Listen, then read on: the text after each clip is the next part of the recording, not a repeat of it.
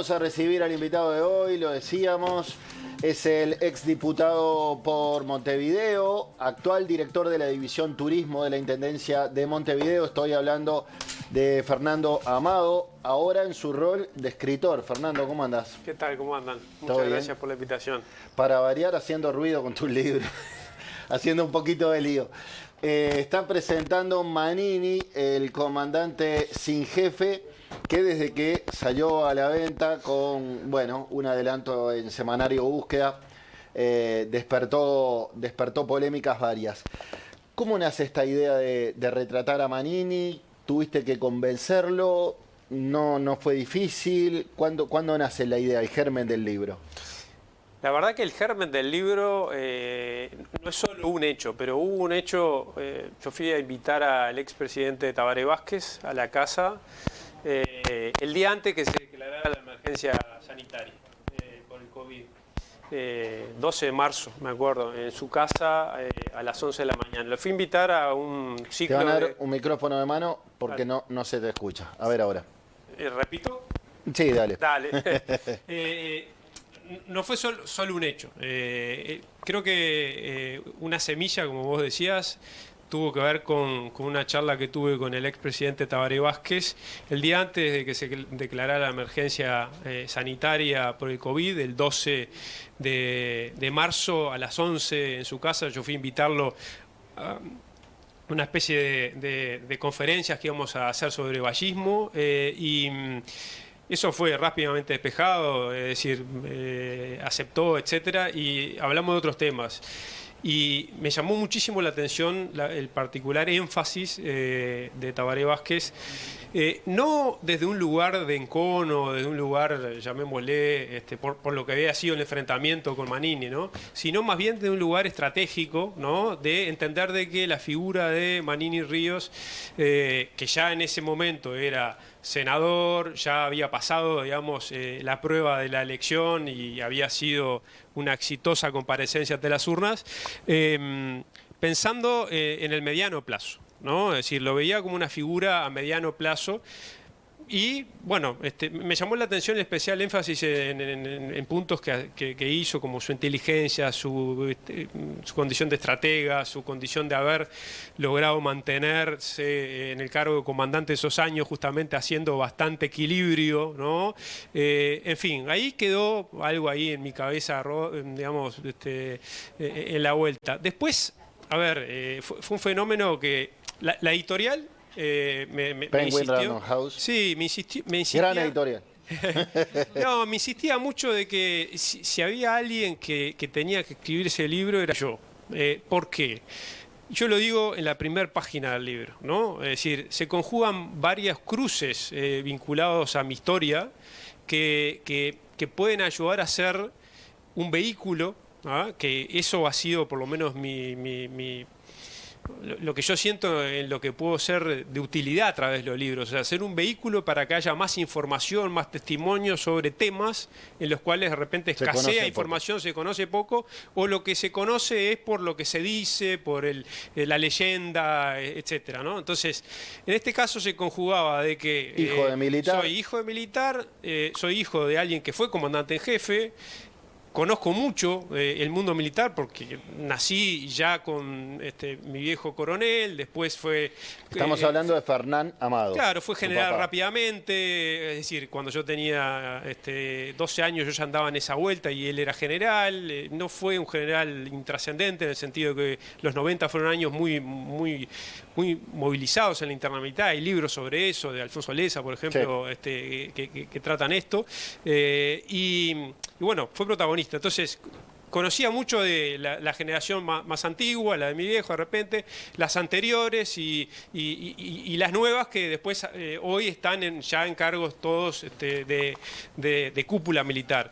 Y después se sumaba a eso de entender la cabeza militar, la mentalidad militar y los personajes, que también Cabildo, una de las características que tuvo es que además de, llamémosle, el apoyo o el respaldo de lo que se llama comúnmente la familia militar, había logrado reclutar mucho dentro de los partidos tradicionales. dentro del Partido Colorado, partido en el que yo milité durante más de 20 años, bueno, hay varios de ellos que hoy son diputados de Cabildo. Y que fueron compañeros míos de militancia. Entonces, había una cantidad de cosas que conectaban y que, bueno, la editorial me insistía de que podía llegar a tener, bueno, las características, además de poder hablar eventualmente el mismo idioma con el general Manini en esas entrevistas. Y te contesto muy rápido, no fue difícil. Hasta por lo de ser un desencantado de los partidos tradicionales, ¿no? Bueno, también, pero... Es decir, yo el 15 de septiembre del 2021 fui a hablar con él en el anexo del Palacio Legislativo, su despacho, y ya le transmití que tenía la idea de hacer un libro sobre Cabildo Abierto, sobre su figura, que en definitiva, es decir, una cosa no se explica sin la otra. Es verdad. Después... hubo situaciones personales, que falleció mi viejo, entonces pasó que recién en 2022 iniciamos las entrevistas y durante 2022 y 2023 tuve varias entrevistas con él, obviamente con otras personas de su entorno, algunas que ocupan cargos, otras que no, gente también como el expresidente Mujica, la ex vicepresidente Lucia Topolanqui, es decir, variado para tener también una aproximación del fenómeno desde muchos ángulos, militares en actividad, militares en retiro, militares que estuvieron mientras Manini era comandante, por eso también se puede reconstruir en el libro una cantidad de episodios él siendo comandante, pero yo creo que una de las cosas más importantes desde el punto de vista de Manini diciendo una cantidad de cosas tiene que ver con las entrevistas que se generaron a lo largo del tiempo, que además van generando una confianza. Van generando, ¿no?, una relación de confianza, esto del mismo idioma, pero además también otra cosa, que es cuando vos te ves durante 2 años seguidos, vas teniendo esas entrevistas mientras van sucediendo cosas, claro, ¿no? Entonces me tocó entrevistarlo al otro día de el Irene Gate. No, al otro día de en el caso ese, al otro día de aquel programa de Santo y Seña en donde Manini mandó un comunicado, etcétera, etcétera. Pero también, por ejemplo, al otro día de la muerte del hermano, Hugo Manini, sí, que es una figura que sin Hugo Manini es muy difícil explicar una cantidad de cosas, porque Hugo Manini, que fue el líder de la Juventud Uruguaya de Pie, un movimiento de derecha que tuvo episodios de violencia, digamos, que después fue un dirigente gremial arrocero, de fuste, presidente de los arroceros, pero que también en el gobierno de Valle, junto con el PIT-CNT, junto con organizaciones sociales y productivas del país, fueron los que se enfrentaron al gobierno de Jorge Valle. Y no solo eso, sino que después terminó adhiriendo al Frente Amplio Encuentro Progresista Nueva Mayoría en 2004, Hugo Manini, el hermano de Guido Manini, y lo mismo hizo en el 2009 y en el 2014. Entonces, es decir, hubo varios momentos que bueno, esas entrevistas calzaban más o menos cerca de episodios importantes. Entonces, le va siguiendo no solo la foto de un momento, sino de una película. Pasaje del tiempo. ¿Él aceptó de entrada? Sí, puso algún reparo. No, él como cuento en el inicio del libro, o sea, lo primero que me dijo es, bueno, y qué parafraseo para no leerlo, ¿no? Sí, sí. Pero está en la primera hoja del libro. Él me medía, ¿no? En la conversación esa inicial.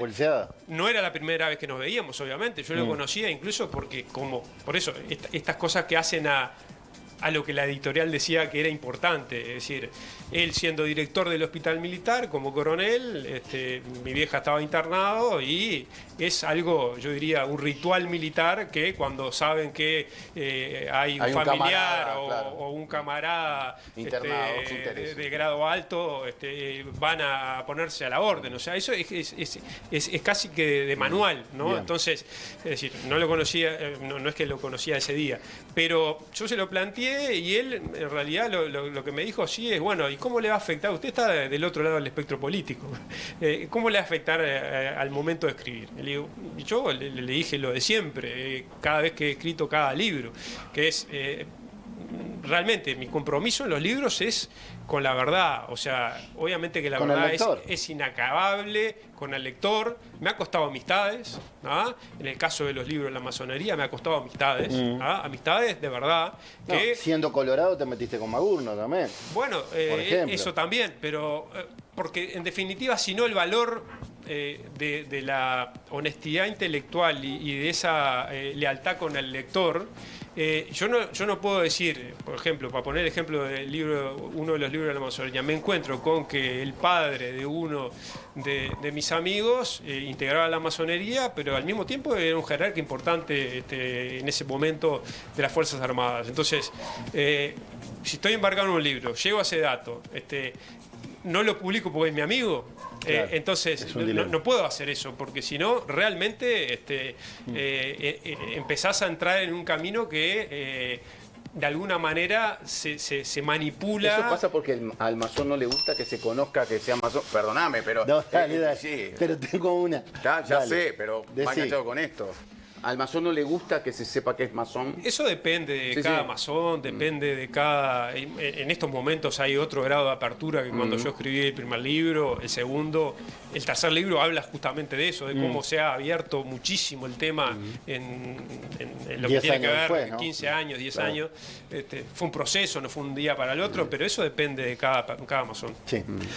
Fernando, me voy a una de las cosas que más ha hecho ruido del Sí. libro desde que se publicó hasta ahora, que es que una confesión de Manini de que él ya estaba pergeñando Cabildo Abierto, reuniendo voluntades, pensando en el nombre, en cómo sería la bandera, mientras todavía era comandante en jefe del ejército. Yo ayer ponía en Twitter que a mí en lo personal no me sorprendió, porque ya Lo vi. Guillermo Domenech me lo había dicho para Seré Curioso en abril de este año, que él empezó a escucharlo hablar, le pareció un buen orador, pensó en él como político para que condujera un partido, empezó a hablar con el hermano, que es Hugo, el que falleció, hasta que Hugo le dice, Guido, ¿puede pasar por tu casa a hablar? Sí, puede. Pasó por la casa, comienzan a hablar, y todo eso siendo comandante jefe del ejército. Ya estaba el partido funcionando. Ahora, ya contestó ante la eventual polémica sobre si vio o no la Constitución. Primero, hay una confesión del propio Manini. Si yo lo decía claramente en ese momento, hubiese sido un escándalo. Sí. Si hubiese sido un escándalo es porque sabe que no era todo en regla, no estaba del todo bien. Pero ahora Manini, tras la publicación y la polémica por esta confesión, Manini dice, no hice nada fuera de la Constitución, no tuve un acto proselitista, no junté firmas, no tuve una lista, entonces yo no violé la Constitución. ¿Cuál es tu visión ahora con el diario El Lunes? Primero, no soy un especialista constitucionalista, etcétera, etcétera. Eso primero para dejarlo bien claro, ¿no? A la Pero luz- seguro te asesoraste. No, sí, pero más allá de eso, yo creo que el debate de alguna manera tiene que ver más que con, digamos, lo específico legal, con lo político, de alguna manera, ¿no? En definitiva, y en algún sentido con esto de la mentalidad militar, ¿no? Obviamente, es decir, es de perogrullo, pero no podía Manini aparecer en un acto político. Y no. No podía aparecer en la acta de fundación que inscribió en la Corte Electoral el movimiento social artiguista primero, y que, o sea, no podía estar en las autoridades ni en los firmantes. Eso es obvio, o sea, es decir, me parece que es evidente. La autoría intelectual, llamémosle, también es obvio que pertenece al general Manini. Y a Domenech, ¿no? Capaz que compartida. Claro, seguramente, es decir, retroalimentada, ¿no? A través de Hugo, a través de otras personas que también ya veían, o sea, a ver, acá estamos hablando del círculo íntimo que fue la cocina, llamémosle, del nacimiento de Cabildo, pero ya había en los diarios, en una cantidad de cosas. Acá hay un relevamiento en el libro de 2015 en adelante, en cómo fue construyendo esa figura de visibilidad Manini a través de enfrentamientos con el gobierno, en fin, una cantidad de cosas. O sea, no es una cosa que nace en el 2018, no, del 2015 ya hay una cantidad de episodios que van increyendo. 2018 obviamente es un año absolutamente parteaguas en ese sentido, pero ya había gente y camaradas y gente en la vuelta que lo veía como una posible figura, porque miraba sus polémicas, porque miraba cómo defendía a su institución, cómo defendía a los suyos, llamémosle.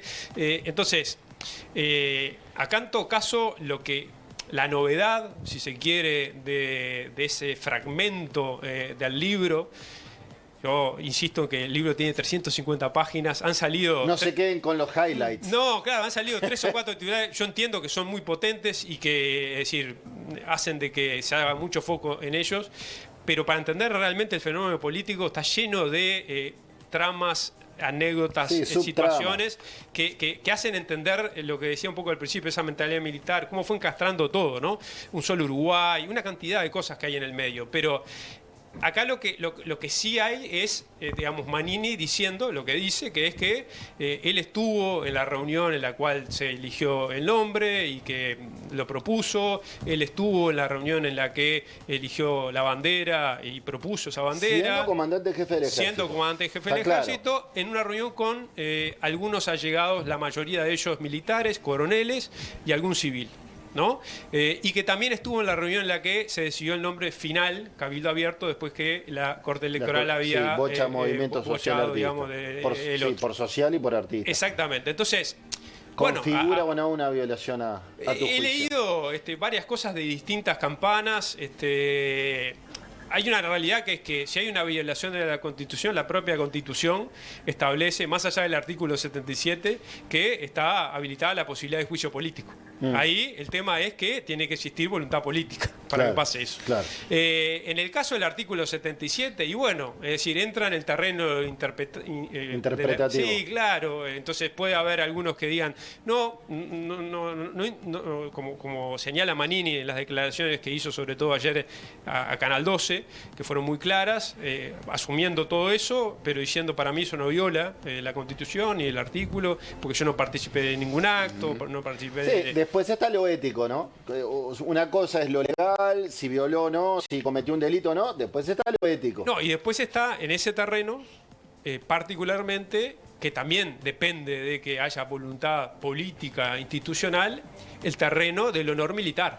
También. O sea, el terreno de los tribunales de honor militar. Sí. Que eso, bueno, es un área para los militares que no termina nunca en su vida. O sea, toda la vida están comprendidos y, digamos, vinculados a la posibilidad del tribunal de honor militar, que muchas veces es a pedido de la propia persona porque siente que hay algo que se dijo o algún hecho que mancha su reputación, entonces pide ser juzgado por sus pares para dejar claro que no está manchada su reputación. Y a veces se actúa desde la propia, llamémosle mecánica, a los tribunales de honor, que dependen obviamente del Ministerio de Defensa y del gobierno, ¿no? Fernando, lo dijiste muy al pasar, pero no es menor el dato. Releyendo algunas páginas ahí, en primer lugar veo que él mantenía encuentros con Tabaré Vázquez, por ejemplo, por algunas cuestiones de defensa. Sí. Pero además vos mencionaste que habías entrevistado tanto a Lucía Topolansky como a Mujica. Exacto. ¿Menciona algo más sobre esta relación, pongámosla entre comillas, tan particular entre ellos que en general a la gente le genera como ciertas suspicacias? Y además de eso, ¿por qué este momento para lanzar el libro? Empiezo por la segunda. El momento tiene fundamentalmente una razón bien, yo diría, clara para cualquier persona que siga más o menos activamente la vida política y que de alguna manera me conozca. Yo soy político. Esa es mi diría, mi profesión, es lo que soy. Me apasiona generar y trabajar en investigaciones de este tipo, y creo que es hacer política de otra manera, no partidaria, sino digamos, política en el sentido de generar Genérica, conocimiento de cosas, fenómenos políticos, sociales, religiosos, etcétera. El año que viene es año electoral. Entonces, es decir, publicar un libro de una figura política que analiza un fenómeno político en un año electoral, yo estando en campaña política, y no era compatible. Entonces, quería claramente decir que una cosa no se vinculara con la otra, porque no son vinculantes, y esa es la razón del momento, ¿no? Si hubiera llegado antes, o sea, si hubiera podido llegar antes para publicarlo algún tiempo antes, lo hubiera hecho. No nos dieron los tiempos. La segunda, el libro tiene un capítulo que es justamente los vínculos de Manini con el Frente Amplio. Y allí, es decir, está, yo diría, relatado, además de hechos, episodios bien pintorescos y concretos que dicen más que 1000 palabras, como por ejemplo es decir, Manini hablando como comandante en jefe en el entierro del ministro Eleuterio Fernández Huidobro y haciendo un elogioso discurso, claro, sí, lo cual fue un símbolo muy fuerte en ese momento, como otras circunstancias, como la relación que existe entre Manini y algunos colegas cercanos de Manini con el expresidente Mujica, con el extinto Fernández Huidobro, también con Arenales, porque hablaban desde los 90, el caso de Radelli, por ejemplo. O sea, Radelli, un teniente coronel retirado que ha sido de la mesa chica de Manini y que ahora ya tiene... Sentenciado por el caso de Eugenio Berríos. Exactamente, y bueno, estuvo en prisión en Chile. Estuvo desde el principio. De hecho, el libro termina contando y mirando un vistazo al futuro de lo de Cabildo, contando la anécdota de justamente Radelli llevando las firmas para inscribir el partido, ¿no? Pero escondiéndose. ¿Por qué? Porque sabía que en aquel momento, en el nacimiento de un partido como el que estaban planificando, si se asociaba, iba a perjudicarlo. Claro. Han pasado 4 años y cambió todo mucho. Sí. Tanto es que Radelli lidera una de las corrientes internas de Cabildo y no se esconde. De hecho, pinta para ser una de las figuras o de los políticos emergentes. Pero hay visitas a la chacra, visitas en momentos claves a la chacra para hablar con Mujica. Lo que dice Mujica sobre Manini, que es... en términos objetivos muy elogioso, ¿no? Cómo también pararon lo que iba a ser el cese de Manini por aquella polémica con Murro, por hablar sobre el tema de la caja militar, y en definitiva quien paró el cese y lo transformó en un arresto a rigor de 30 días fue la interferencia o la incidencia de la visión de Lucía Topolansky, en ese momento vicepresidenta de la República. O sea, Tabaré llama por teléfono a Topolansky, que estaba en China, para preguntarle su opinión, y de alguna manera termina incidiendo mucho porque había varios ministros que estaban por la opción de la destitución. Entonces, hay una cantidad de puntos explicaciones que no se entiende solo con los titulares. Y no solo de palabras. O sea, claro. Manini dice, yo con el diagnóstico político en términos generales de Mujica coincido en un 100%.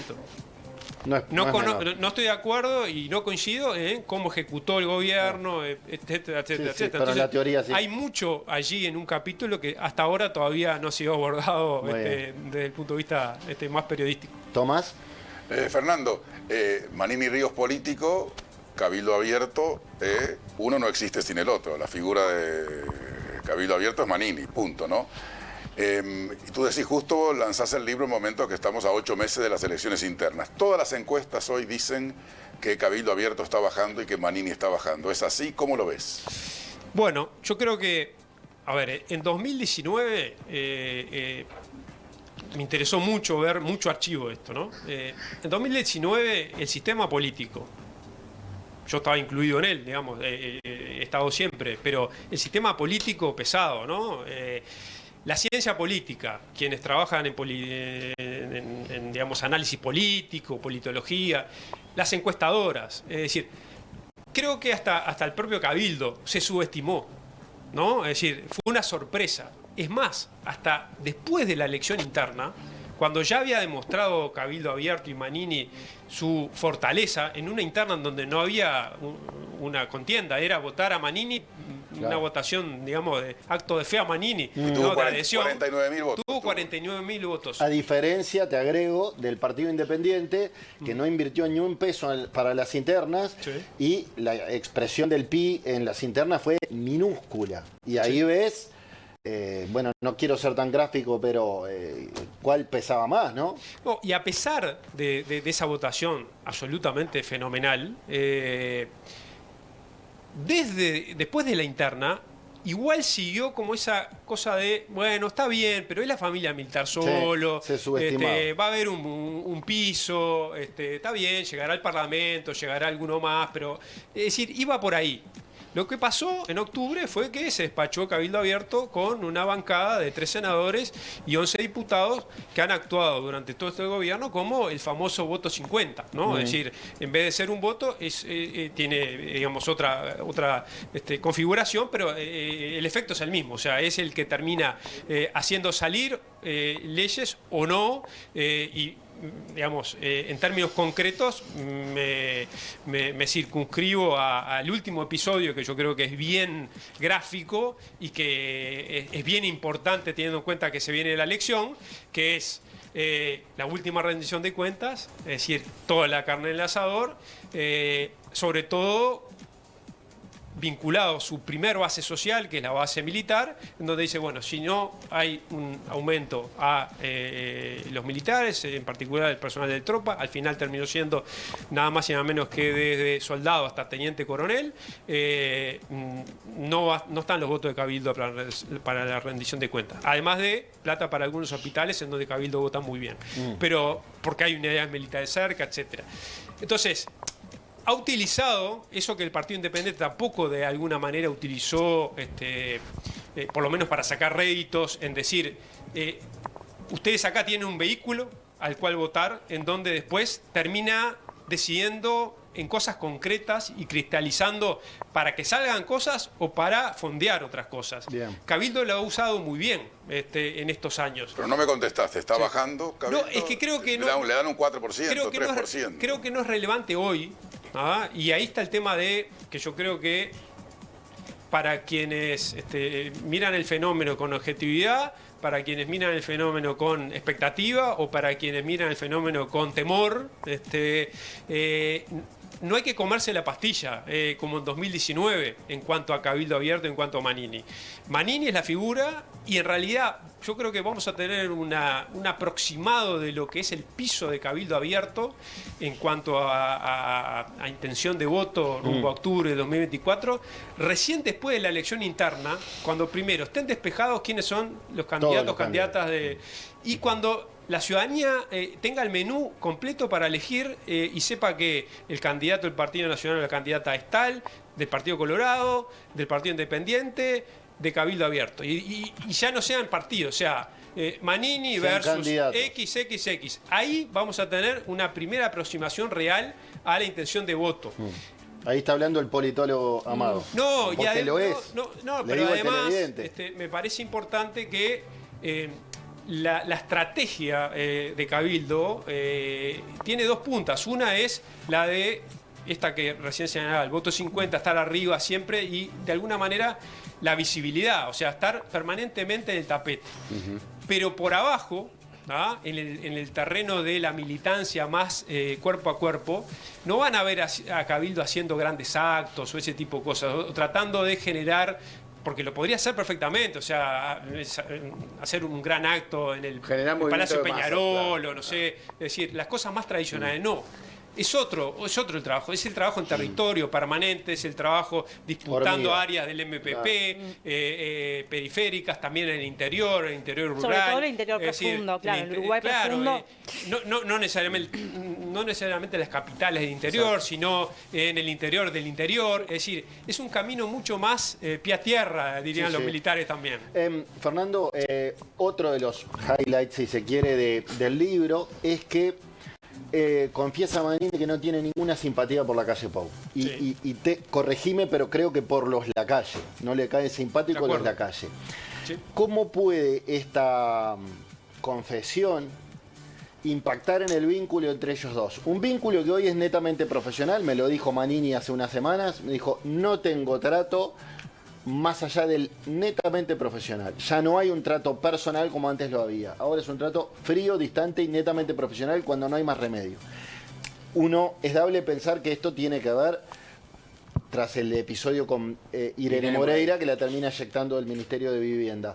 Pero ahora fue más allá. Dijo, no me cae nada simpático el presidente de la República. ¿Cómo puede esto, que ahora está negro sobre blanco en un libro y que ya salió en notas periodísticas, puede impactar en el vínculo Cabildo Abierto Partido Nacional o presidente de la República y Cabildo Abierto?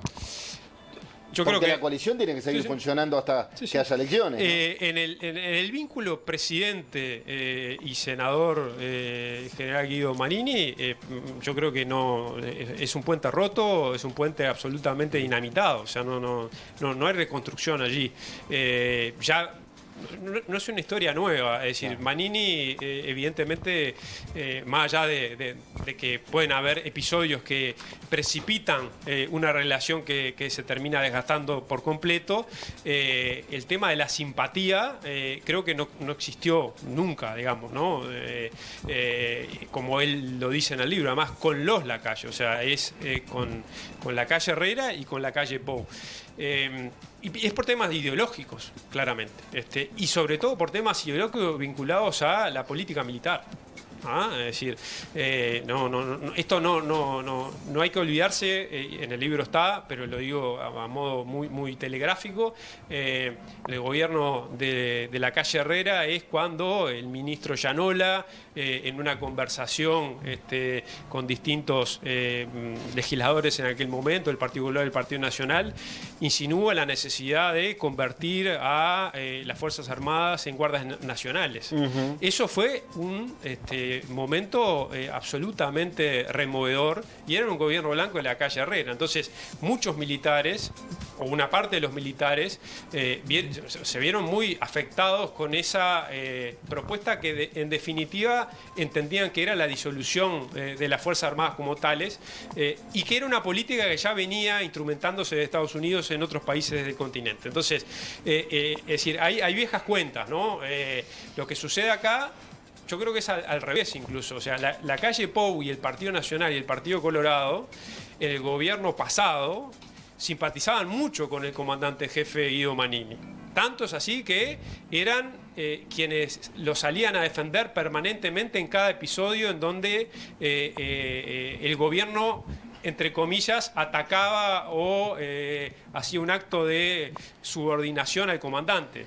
Cuando pasa el resto de los 30 días, hay un coro de colorados y blancos, ¿no?, criticando al gobierno por la medida que tomó y diciendo que era un gran comandante, etcétera, etcétera, etcétera. Está en el libro. Entonces, ¿qué es lo que yo fui? No me lo contó nadie, a un par de actos como representante nacional en ese momento de los 18 de mayo del Día del Ejército. Sí. Iba el Partido Nacional en pleno. Senadores, diputados en primera fila haciéndole la guante, llamémosle, a Guido Manini. Y todos tenían una clara visión de que era una figura para integrar a un futuro gobierno, etcétera, etcétera. Pasaba en el Partido Colorado, pasaba en el Partido Nacional. ¿Qué sucede? Que realmente la decisión de Manini de armar un partido propio, que obedece, pero linealmente, una lógica de mentalidad militar, que es: yo soy comandante en jefe, fui comandante en jefe, más que esto es presidente de la República, yo no voy a ser subordinado de nadie, ¿no? No voy a ser subordinado ni Beatriz Argimón, Argimón Razón por la lo cual dice, tampoco lo dice. aceptó ser ministro. Claro, lo por dice. ese mismo motivo. Esto que estoy diciendo no es una opinión mía, lo dice Manini. Es decir, yo no voy a ser subordinado de Beatriz Argimón y de un honorable director del Partido Nacional, ni de Sanguinetti y un comité ejecutivo nacional. Entonces, no había otra opción en la cabeza militar de Manini de que generar algo propio, en la cual fuera el líder y que de alguna manera fuera la continuación de lo que fue todas esas décadas en la vida militar en la política. Bien. ¿No? Entonces, es decir, lo de Manini en ese sentido, digamos, yo considero que agravó de manera dramática esos episodios a los que hacía referencia. Pero ya no era un buen vehículo. Una situación de que pasó el plano personal, la enemistad. O Y sea, sí. ya no eran diferencias Te políticas. metiste con mi mujer, como Ah. hemos hablado acá detrás de cámara. Nadia, la Claro, penúltima. además, continuando el hilo, todo esto que tú mencionas por las fechas fue mucho anterior a que se dieran esos episodios. Por O sea supuesto. que en realidad se acentuó a raíz de todo eso. Ahora, apelando a tu lectura de todo esto, Manini ha sido sumamente crítico, por ejemplo, ahora con el caso Marcet, ha embarcado esta misión del plebiscito también. Siempre ha estado como poniéndole, ¿no?, una contra fuerte al gobierno. ¿Vos crees que en una coyuntura de cara a un balotaje se daría una nueva coalición entre ellos? Primero, la pregunta creo que es una pregunta recontra clave, importante, interesante. No tengo la bola de No cristal. podemos hacer futurología, pero realmente creo que no. O sea, es decir, tanto Manini como el sarno duro de Cabildo Abierto no se ve en otro lugar que no sea en la coalición actual. Ahora, que se siente muy distinto y lo manifiesta cada vez que puede, sí, eso es evidente. Y que en realidad no mide, y esto tiene que ver con algo que señalamos un poco antes, si utilizamos los métodos tradicionales de cómo medimos a los políticos, a las políticas, a los partidos, las jugadas políticas, quienes estamos en política, el periodismo, los politólogos, nos vamos a equivocar porque es un fenómeno diferente. Y como fenómeno diferente, por más que ahora está en política, etcétera, etcétera, responde a otros estímulos, ¿no? Muchas de sus decisiones. Entonces, yo creo que desde el inicio, esto está también en el libro, porque tiene que ver con eso, por eso la película, no una foto, ¿no? Es decir, en el inicio fue un parto dificilísimo la creación de la coalición.